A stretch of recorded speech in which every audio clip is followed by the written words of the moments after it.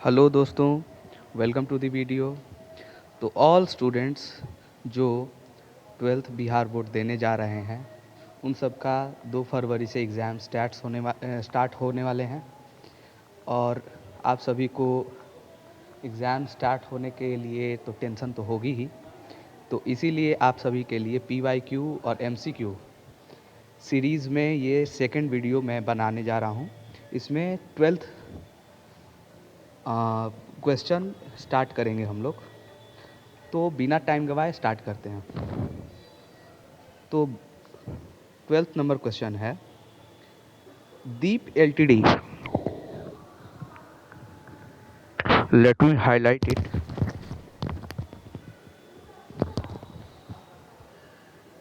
दीप LTD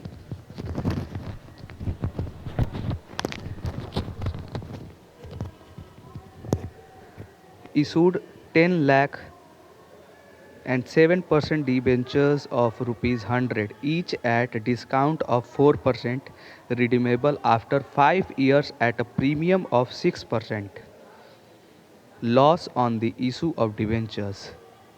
यानी 7% debentures जो कि 100 रुपये each at a discount of 4%, 100 रुपये ईच यानी, और 4 रुपये की 4% की डिस्काउंट यानी 96 रुपये के भाव पे इशू किया गया।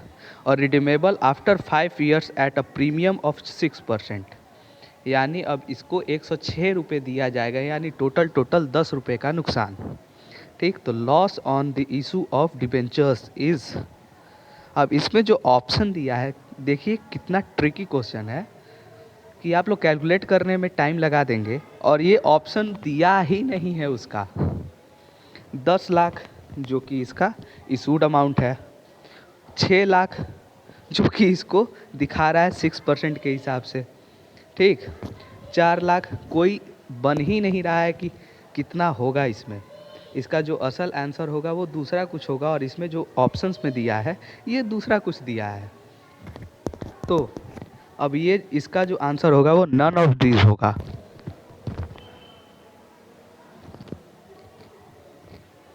None of these. अब आते हैं आपके 13 क्वेश्चन पे। The balance of sinking fund account after the redemption of debentures is transferred to. यानी ऋण पत्रों के शोधन के पश्चात सिंकिंग फंड खाता का शेष अंतरित किया जाता है। जो सिंकिंग फंड बनाया जाता है, तो देखिए जो जब डिवेंचर्स इशू किए जाते हैं तो उसी टाइम पे सिंकिंग फंड बनाया जाता है। सिंकिंग फंड में जो भी प्रोविज़न क्रिएट किए जाते हैं वो सभी सिंकिंग फंड में आते हैं, और सिंकिंग फंड से ही रिडम्पशन होता है। तो इसमें जो भी फंड रहेगा अंतिम में, जो भी एक्स्ट्रा है, वो सभी जनरल रिजर्व में चले जाते हैं। तो इसका जो आंसर होगा जनरल रिजर्व होगा।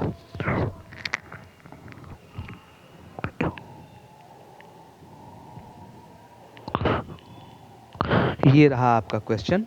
The balance of sinking fund account after the redemption of debentures is transferred to. तो इसका आंसर होगा जनरल रिजर्व। सिंकिंग फंड का जो बचा हुआ शेष अमाउंट रहता है वो जनरल रिजर्व में चला जाता है।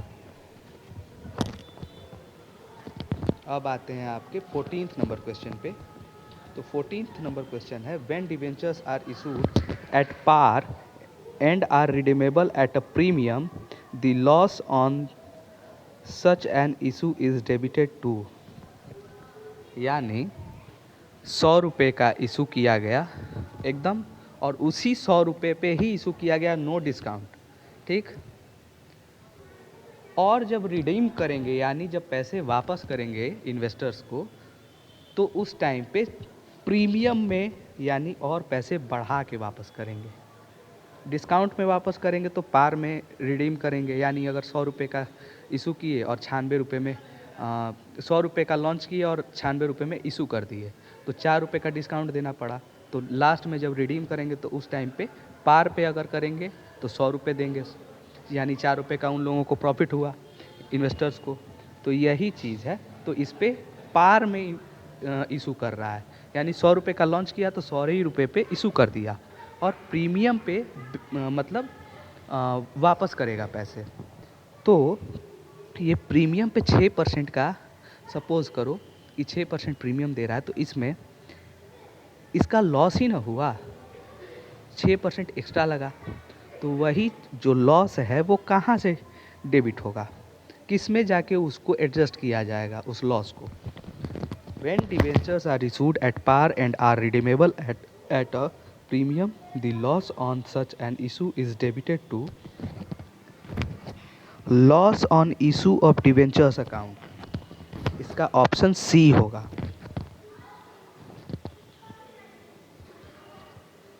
तो अब जानते हैं कि जब डिबेंचर्स इशू किए जाते हैं तो उस टाइम पे प्रॉफिट लॉस स्टेटमेंट तो बनता ही है, debentures application and allotment account भी बनता है जब उसकी एप्लीकेशन आएगी और किसको किसको अलॉट होगा, ये सभी भी बनता है अकाउंट। फिर loss on issue of debentures account भी अलग से क्रिएट होता है और premium on redemption of redemption account भी क्रिएट होता है। तो इसका जो आंसर होगा loss on issue of debentures. तो आते हैं आपका 15 नंबर क्वेश्चन।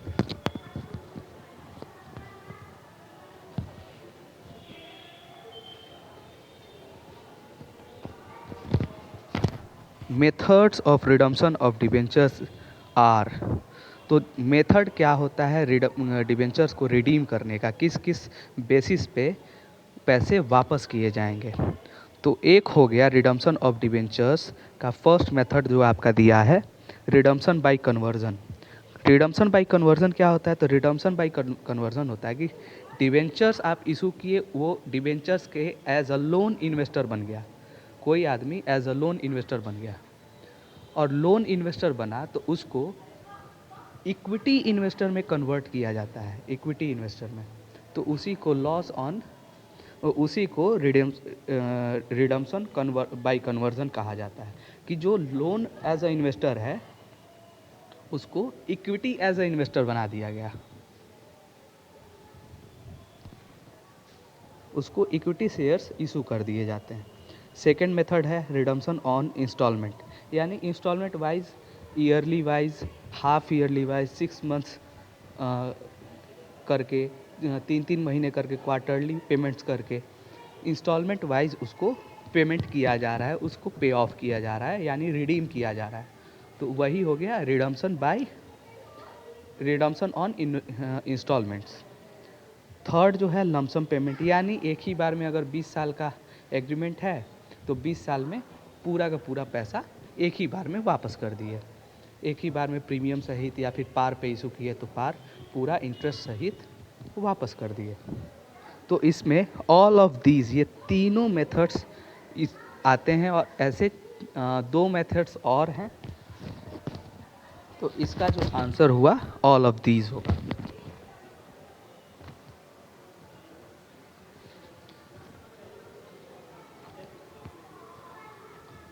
अब आते हैं आपके 16 नंबर क्वेश्चन पे। Sale of marketable securities will be shown under. Sale of marketable securities will be shown under, इसका मतलब क्या होता है कि मार्केटेबल सिक्योरिटीज़ का मतलब क्या होता है। मार्केटेबल सिक्योरिटीज़ यानी जो कि मार्केट में ट्रेड हो रही हैं। मार्केट में क्या क्या ट्रेड हो सकती हैं, शेयर मार्केट में क्या क्या ट्रेड हो सकती हैं, इक्विटी शेयर्स, ईटीएफ्स, डिबेंचर्स,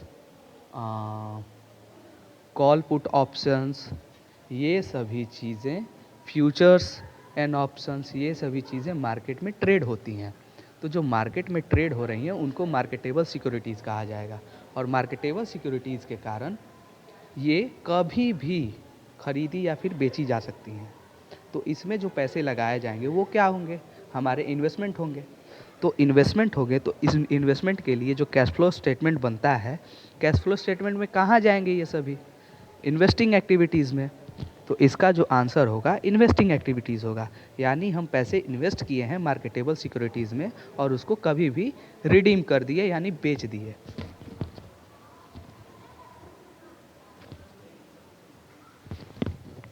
अब आते हैं आपके 17th नंबर क्वेश्चन पे। 17th नंबर क्वेश्चन कहता है provision of tax is provision of tax यानी टैक्स के लिए, टैक्स का जो हम लोग का साल में टैक्स लगेगा, उसके लिए अगर हम कुछ पैसे अलॉट किए हैं अलग से किसी अकाउंट में डाल के, तो वो प्रोविज़न क्रिएट किया गया। उस प्रोविज़न को क्या कहेंगे, वो प्रोविज़न कंपनी के लिए क्या होगा? तो वो प्रोविज़न इंटरनल रिज़र्व तो होगा, लेकिन वो रिज़र्व किसी इवेंट के लिए नहीं है, वो एक लाइबिलिटी है। तो इसके लिए अब देखिए बिहार बोर्ड जो आंसर दे, लेकिन सही उत्तर तो करंट लाइबिलिटीज़ होगा, लेकिन बिहार बोर्ड जो उत्तर दे वो बोथ ए एंड बी भी हो सकता है।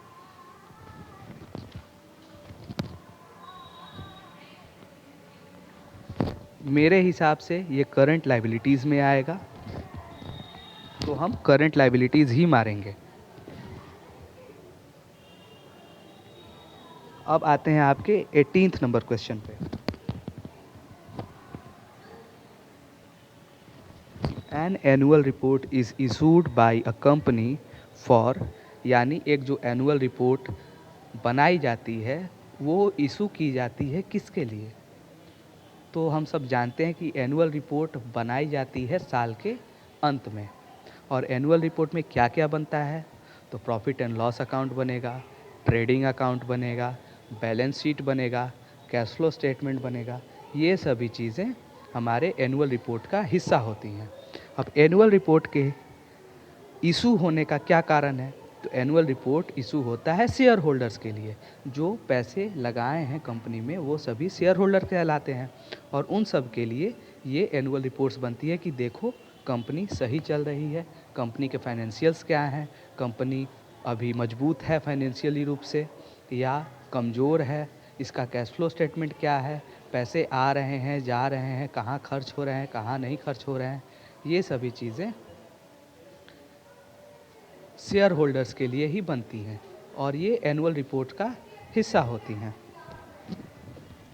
अब आते हैं आपके 19th नंबर क्वेश्चन पे।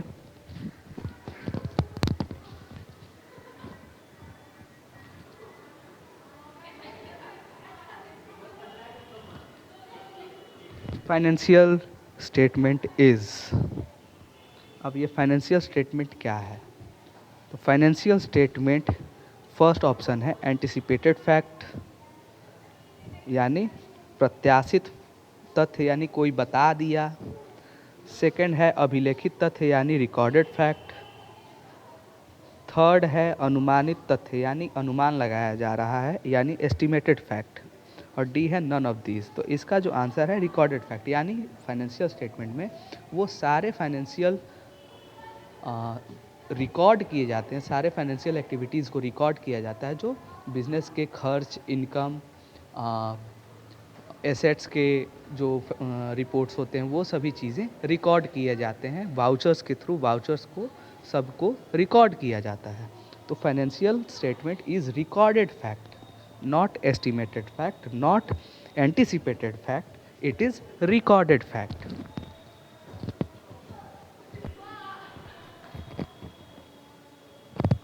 Now just move forward to 20 number question.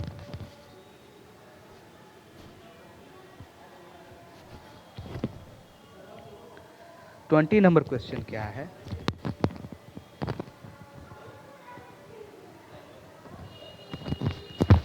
Patents and copyrights fall under which category? Patents और कॉपीराइट किस कैटेगरी में फॉल करते हैं? तो पेटेंट्स क्या हैं? पेटेंट्स हैं कोई भी वैज्ञानिक या फिर कोई भी आविष्कारक कुछ भी नया चीज़ क्रिएट कर रहा है, इन्वेंट कर रहा है, वो सभी चीज़ें पेटेंट्स में आती हैं और सरकार से अप्रूवल ले लिया कि मैंने इसे बनाया है, तो वो पेटेंट्स के अंदर आएंगी। और कॉपीराइट के अंदर क्या आएंगी? कोई भी व्यक्ति, इसमें वैज्ञानिक नहीं आएंगे, कोई भी व्यक्ति कुछ भी अपना बनाया क्रिएट करेगा लेकिन वो इन्वेंट नहीं होगा। क्रिएशन और इन्वेंशन में अंतर है। इन्वेंशन यानी वो चीज़ पहले से एग्जिस्ट है ही नहीं, वो कैटेगरी ही नहीं है, वो प्रोडक्ट ही नहीं है, वो चीज़ ही नहीं है। और क्रिएशन हो गया कि वो चीज़ है लेकिन उसमें कुछ अपना नया चीज़ कर दिया गया, अपनी कुछ नई मिलावट कर दी गई, अपनी कुछ नई कृति कर दी गई। तो वो हो गया आपका क्रिएशन। तो क्रिएशन क्रिएशन वाली चीज़ें कॉपीराइट के अंदर आएंगी, और जो इन्वेंटेड चीज़ें होंगी वो पेटेंट्स के अंदर आएंगी। जो चीज़ हम इन्वेंट किए हैं वो पेटेंट कराएंगे, और जो चीज़ें हम कुछ अल्टर कर दिए, किसी चीज़ में कुछ मिलावट कर दी, अपनी कुछ नई चीज़ें कर दिए, वो सभी कॉपीराइट के अंदर आएंगी। जैसे कोई गाना बना तो उसमें राग तो वही होंगे, लेकिन उस राग पे बोल अलग हैं, रागों में कुछ ना कुछ फेर बदल है, कुछ अंतर है, गाने का तरीका अलग है, ये सभी चीज़ें कॉपीराइट के अंदर आएंगी। कुछ लिखने का जो सोर्स है वो तो कहीं ना कहीं से तो होगा, कुछ सॉन्ग लिखे, निबंध लिखे, कुछ भी लिखे, कहानी लिखे, उसका कुछ ना कुछ तो सोर्स होगा। उसमें हम अपना नई चीज़ कुछ ऐड कर दिए, वो हो गया कॉपीराइट की हम ये जो नया सोच है ये मेरा है। तो ये होगा इंटेंजिबल एसेट, यानी इसको देखा नहीं जा सकता।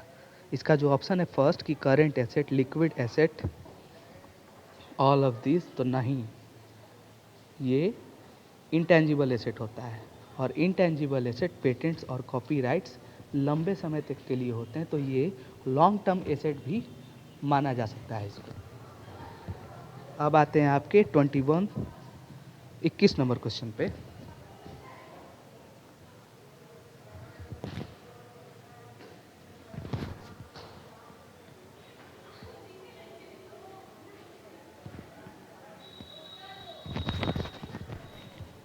On death of a partner, the firm gets for joint life policy taken for all partners is, यानी एक साझेदार की मृत्यु होने पर सभी साझेदारों के लिए ली गई संयुक्त जीवन बीमा पॉलिसी के लिए फर्म पाती है क्या? पॉलिसी की राशि, समर्पण मूल्य, मृतक साझेदार की पॉलिसी राशि, सभी साझेदारों का समर्पण मूल्य। यानी इंग्लिश में देखें तो policy amount, surrender value, policy amount of disease partner, surrender value of all partners. तो पॉलिसी अमाउंट क्यों पाएगी? पॉलिसी अमाउंट नहीं पाएगी। सरेंडर वैल्यू क्यों पाएगी? सरेंडर वैल्यू भी नहीं मिलेगा। Policy amount of disease partner यानी जो जिसकी मृत्यु हुई है उसका जो कंपेंसेशन हुआ वो मिलेगा। पूरे पार्टनर्स का थोड़ी प्रीमियम पे हुआ है, तो सभी के बिहाफ में प्रीमियम पे हुआ है बिजनेस के थ्रू, लेकिन उसमें सभी पार्टनर्स का अलग अलग इंडिविजुअल नेम तो है, अलग अलग इंडिविजुअल शेयर तो है। तो इसी कारण से जो पार्टनर का डेथ होगा उसी का डिजीज पार्टनर वो कहलाएगा, उसी का शेयर मिलेगा। और उसकी जो नॉमिनीज होंगी, यानी उनके बेटा बेटी या फिर वाइफ या फिर मदर, कोई भी हो सकते हैं, तो उनके जो नॉमिनीज होंगे उनको मिलेंगे। तो इसका आंसर होगा सी। अब आते हैं आपके 22 नंबर क्वेश्चन पे।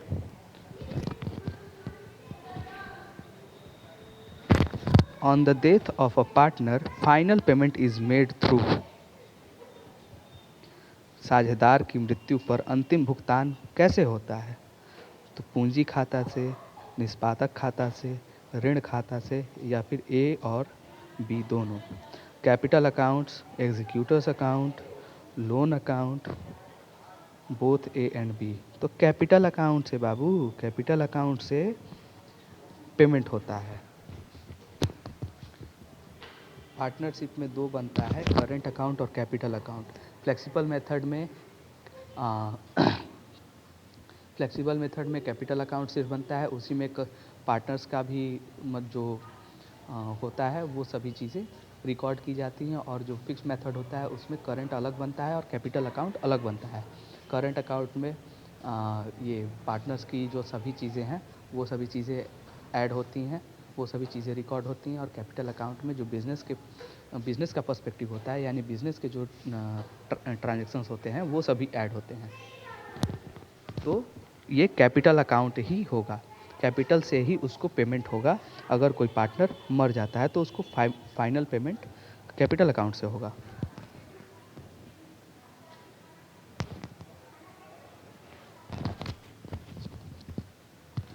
अब साझेदार के उत्तरदायी आते हैं आपके 23 नंबर क्वेश्चन पे। When is the partner's executor account opened?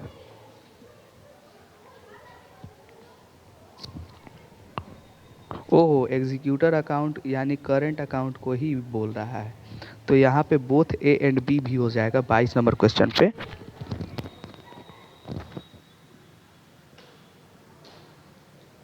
22 number question पे बोथ ए एंड बी हो जाएगा। अगर फ्लेक्सिबल मेथड से देखा जाए तो कैपिटल अकाउंट और एग्जीक्यूटर अकाउंट, कैपिटल अकाउंट सिर्फ बनेगा, और अगर फिक्स मेथड से देखा जाए तो कैपिटल अकाउंट अलग बनेगा और एग्जीक्यूटर्स अकाउंट अलग बनेगा।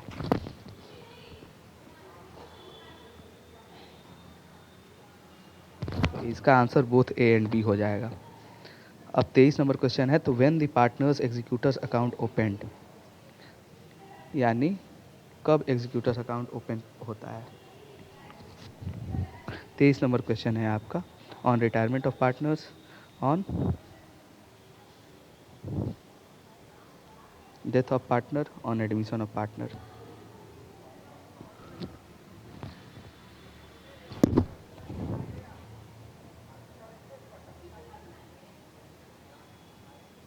On death of partner.